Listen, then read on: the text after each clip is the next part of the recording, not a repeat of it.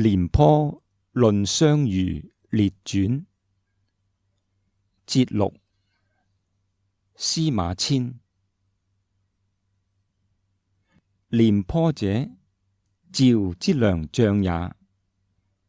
趙惠文王16年，廉頗為趙將，伐齊，大破之，取陽晉，拜為上卿，以勇氣聞於諸侯。論相如者，趙人也，為趙患者令妙言舍人。趙惠文王時，得楚和氏璧。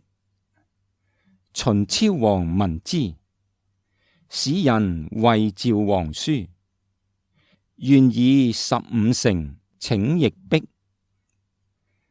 趙王與大將軍廉頗諸大臣謀，欲與秦，秦乘恐不可得，徒見希。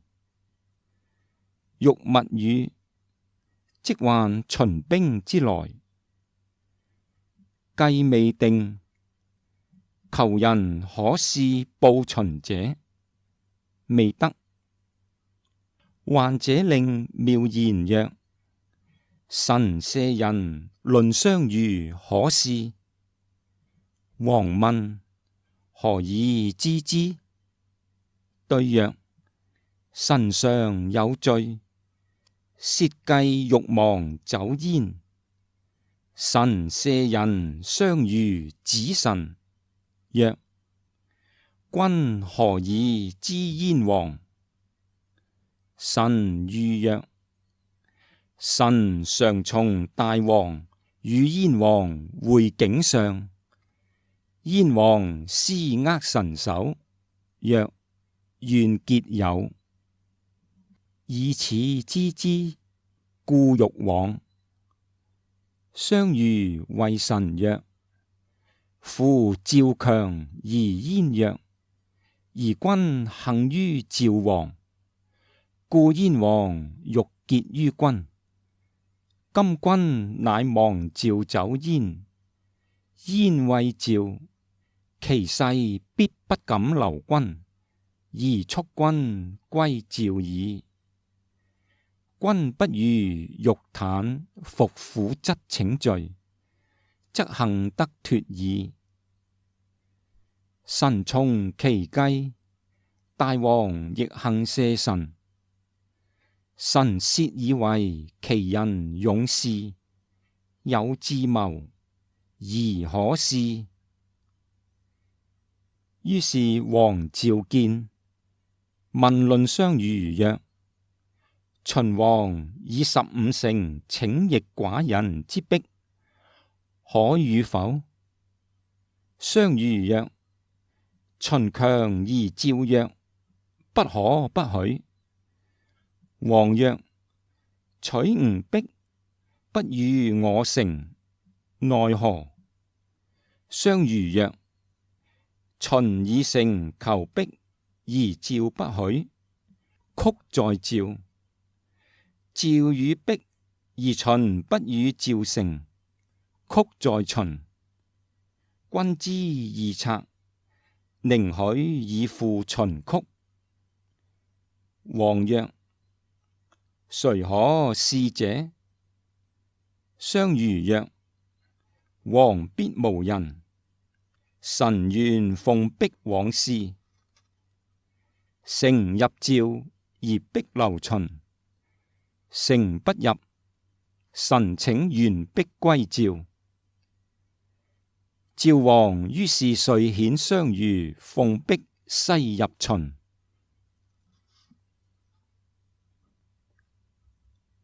秦王坐章台見相如，相如奉璧奏秦王。秦王大喜，傳以是美人及左右，左右皆呼萬歲。相如視秦王無異常召乘，乃前曰：璧有瑕，請指示王。王受逼，相如因辭逼，卻立以處，怒發上衝冠。謂秦王曰：大王欲得逼，使人發書至趙王。趙王悉召群臣議，皆曰：秦貪負其強，以空言求逼，常乘恐不可得，以不欲與秦逼。臣以為布衣之交尚不相欺，況大國乎？且以一逼之故，逆強秦之歡，不可。於是趙王乃齋戒5日，使臣奉逼，拜送書於庭。何者？嚴大國之威，以收敬也。今臣至，大王見臣列冠，禮節甚具。得逼，傳之美人，以戲弄臣。臣觀大王無異常趙王成邑，故臣復取逼。大王必欲急臣，臣頭今與逼俱碎於處矣。相如持其逼危處，欲以擊處。秦王恐其破逼，乃辭謝故請。趙有司按圖，指從此以往15都與趙。相如度秦王特以詐陽為與趙成，實不可得。乃謂秦王曰：和氏逼，天下所共傳寶也。趙王恐，不敢不獻。趙王送逼時，齋戒5日。今大王亦宜齋戒5日，設9賓於庭。臣乃敢賞逼。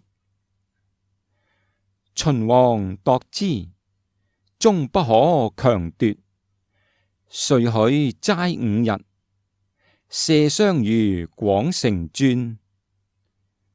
相如度秦王雖齋，決赴約不常成，乃使其從者意渴，懷其逼，從競道亡，歸逼於趙。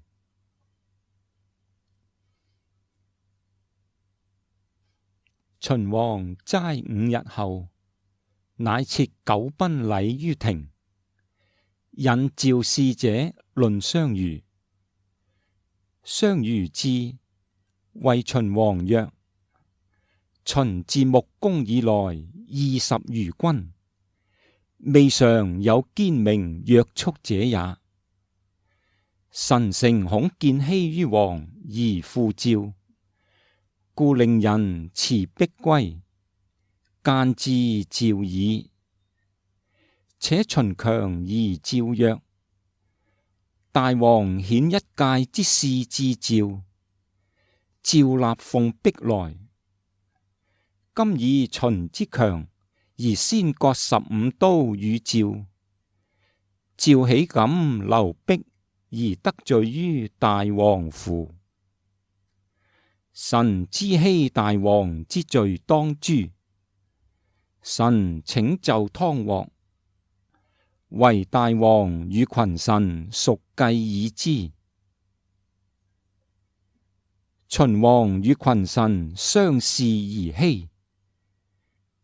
左右或欲引相如去，秦王因曰：今殺相如，終不能得逼也，而絕秦趙之歡。不如因而後遇之，使歸趙。趙王豈以一逼之故欺秦也？卒庭見相如，不禮而歸之。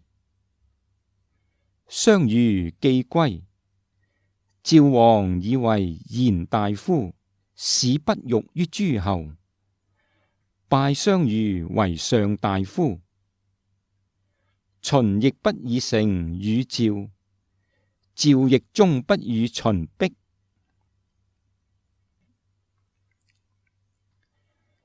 其後秦伐趙，拔石城。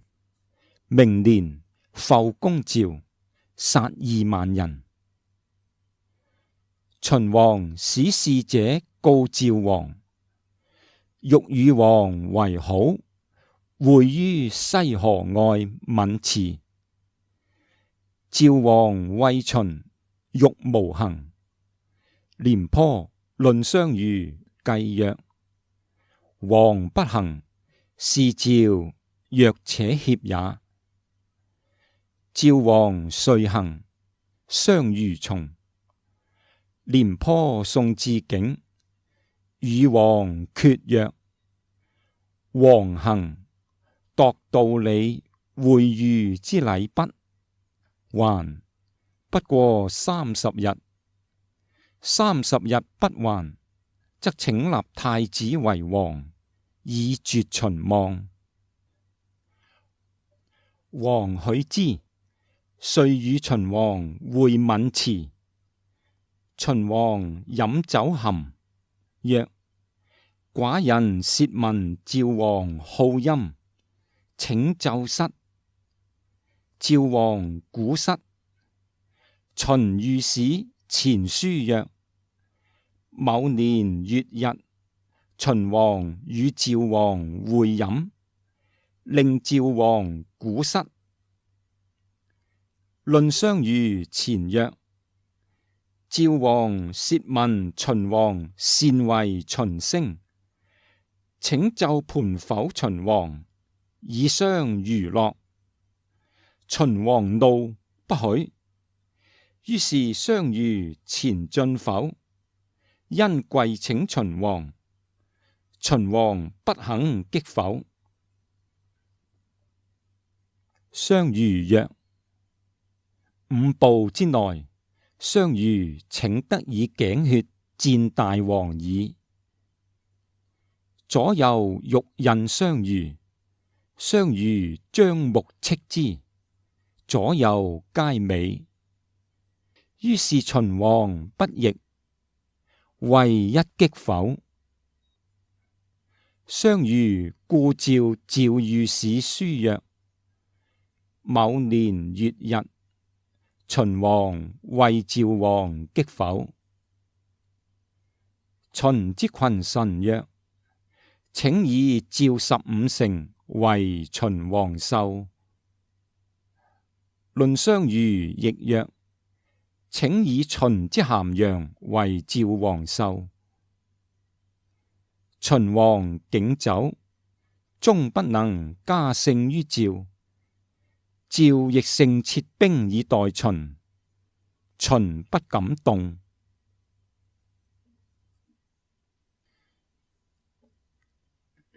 既罷歸國，以相如功大，拜為上卿，位在廉頗之右。廉頗曰：我為趙將，有攻城野戰之大功，而論相如徒以口舌為勞，而位居我上。且相如素賤人，吾羞，不忍為之下。宣言曰：我見相如，必辱之。相如聞，不肯與會。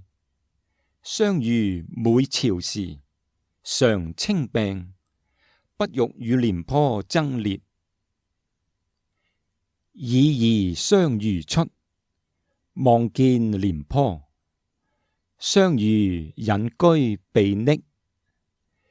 於是舍人相如諫曰：臣所以許親戚而事君者，徒無君之高義也。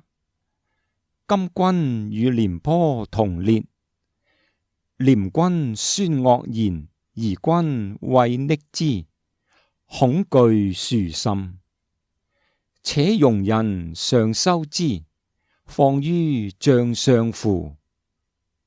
臣等不肖，請辭去。論相如故止之，曰：公之事廉將軍，屬與秦王。曰：不若也。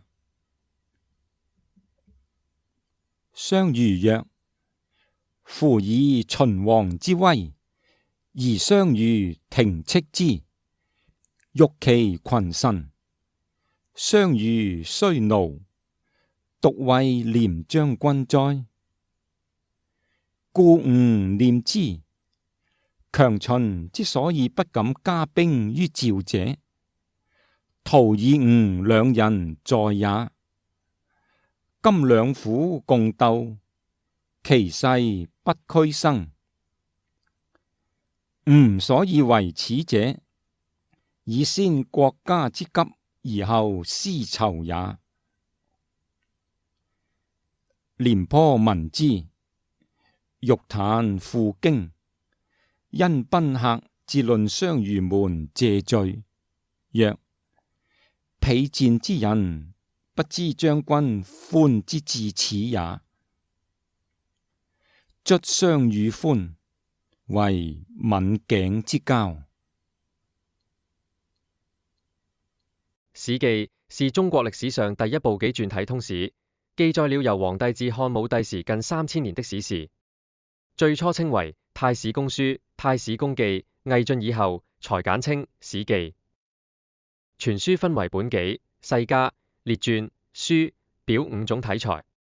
列傳是列敘歷史人物事蹟的傳記，目的是凸顯所記載人物的操行功業，使之留名於後世。按類型劃分，可分為分傳、合傳、紀傳、雜傳等類別。史記共有70列傳，本篇節錄自合傳《廉頗論相如列傳》，記述了廉頗、論相如、趙奢、趙括和李牧的事蹟。本篇節錄了原傳前半部分，以廉頗、論相如的事蹟為主。廉頗、論相如是趙國著名人物，二人處於諸侯紛爭最激烈的戰國後期，距離秦國統一六國只有60餘年。秦國當時非常強盛，不斷向外展開軍事外交攻勢，以期成就統一大業。趙國與秦毗連，常受到秦國的威脅。本篇記敘廉頗、論相如在這種歷史情況下，西抗強秦，為趙國的安全和尊嚴做出貢獻，同時也寫了他們以國為重，雙方團結一致，對抗外敵的事蹟。